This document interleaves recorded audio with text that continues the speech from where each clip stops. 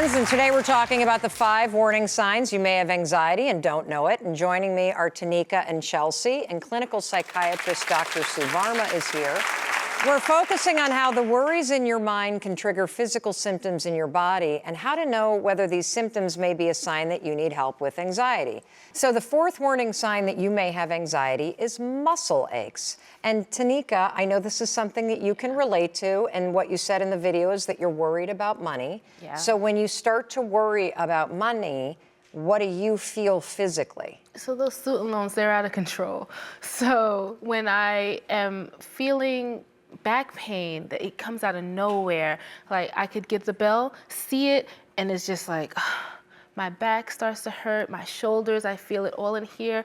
My shoulders, it feels like one of those stress balls. You squeeze it and you let it go. Like that's what the muscle feels like. Ouch. Yeah. And what have you done in the past to try to relieve that muscle ache when you start to feel it? So I've gone to the chiropractor, I've had massages. The chiropractor has been the best treatment for me. I also find myself at my desk, rolling my back, stretching, doing one of those? movements. Yeah. Sometimes it gets so bad that I have to lay on the floor flat and try to stretch. Wow. So Dr. Varma, I have to admit, even though I do this a lot at my desk, I learned something on this show. Muscle aches and anxiety for real? Yes. You know, your muscles are the #1 place that your body is storing stress and tension. And it makes sense from an evolutionary point of view, right? We want to shrink. If there was a bear chasing us in the forest, if we're not running, then we're definitely going to be hiding, and we become smaller. And that's the sad part about anxiety for me, is that people end up becoming or feeling smaller as a result of their worries. So is the muscle ache a result of your posture Yes. contracting, Yes. and you don't realize it? And also when you think of tension headaches, which have to do with tightness in the neck muscles, right? Oh, something just happened to you. What happened, Tanika? The tension headache, you mentioned like I feel it all in here almost every day. Yes, because you're clenching your jaw, you're tightening your neck, you're stiffening muscles up, and you're in this fixed, rigid position for a long time. That's why I love this show, because I always learn something every single day, doing this. I didn't realize that anxiety, I knew stress could happen that way, but I didn't realize it could be a sign of anxiety.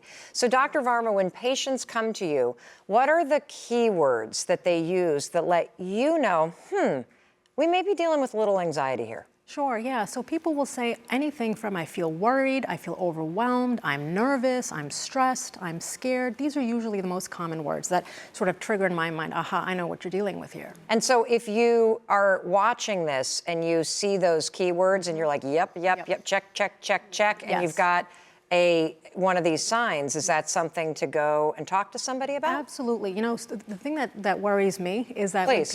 when people think that, this is common, all of us, who doesn't have stress, right? All of the things that everyone was Right. talking about, right, with bills and children, and we all have it. But is it interfering with your daily life? Is it affecting your ability to be your best self? Is it paralyzing you? Is it making you shrink instead of coming forward and doing something? And that's what worry does, is that it keeps us on a loop, this negative rumination loop.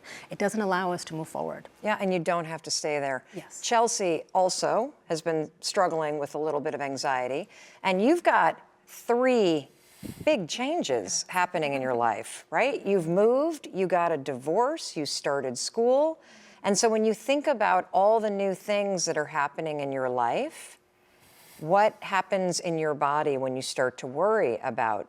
Right now, I feel it. My heart is racing. I feel like I'm in fight or flight. I feel like people could see my heartbeat out of my chest and my pulse and my skin and my face. That's the 5th warning sign that you might be dealing with anxiety, this racing heart. And by the way, I don't see your heart pulsing. Does anyone see her heart pulsing out of her chest? But is that normal to have that pounding that she's talking about and the veins pulsing? Yes, and sweating, and it gets severe. A person might feel dizzy, they might even feel nauseous, they may feel like they want to faint, they feel out of control. Now, the women behind me are just some of the women who have been doing the 5-second diet for the last 21 days. They've lost a total of 80 pounds, right? So Louise is joining me. I'm so excited to be here with you and to hear about your success. So you've been on the 5-second diet. Yes. for the last 21 days. Yes. And tell me your results. Well, I've lost 7 pounds total. And it just totally empowered me. It put me in the right direction. You know, I have multiple sclerosis, so I thought it was going to be impossible for me to even achieve a goal like this. Has it impacted the multiple sclerosis at all? It's actually helped me manage my symptoms better. I'm able to get to the gym, and I'm able to do my aquatherapy again, and it's helped me just go forward and get to the goals that I want. It's a mind thing. Wow. This has actually made me focus on one thing at a time. Oh. 5, 4, 3, 2, 1, no, I'm not gonna eat that. 5, 4, 3, 2, 1, yes, I'll eat that instead. Okay, You know? so I want you to hear what Louise just said. It allows you, the 5-second diet, to focus on one thing at a time.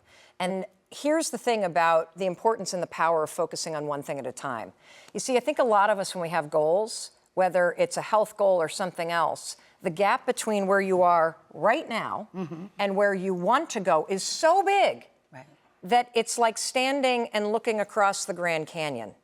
And that gap and how far you've got to go can be so demoralizing that in the moment you start to go, screw it. You know, I got so much to do. And by shrinking it, and you just said it, Louise, Yes. you focus on one thing at a time, Yes. it becomes a pause. And in that pause, it allows you to gain control.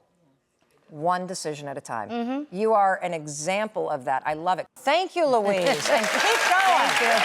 Yes, I'm very proud of you. Thank you. And it makes me so happy to hear that it's also helping you deal with the symptoms of MS. Yes, it is. That's life-changing. Thank Well, you. up next is Shanita, who's been on the program for the past 21 days. I can't wait to talk to you. So what results have you seen? So I've lost a total of 9 pounds. My clothes are loosening up. Oh, I love your sparkly shoes, too. Yes, I love them.